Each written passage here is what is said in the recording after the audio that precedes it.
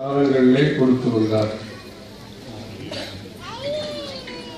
அன்றைய பல்கலைக்கழகம் என்பது வெடிகாஸ்தான். இப்படியாக கல்வியில் சிறந்த தேசமாக இந்த தேசம் அந்த காலத்திலிருந்து விளங்கிக் கொண்டு வருகிறது. இடையிலே அந்த கல்வி என்பது பல காரணங்களாலே தடைப்பட்டது. ஆனால் இன்றைக்கும்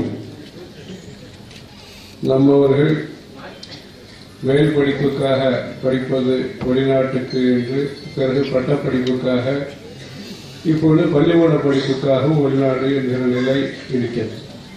நிலையில்ல, நிலைப்பாடு இருக்கிறது. அந்த கல்வியை, பக்தியோடு சேர்ந்த கல்வியை மக்களுக்கு அளிக்க வேண்டும் என்பதற்காக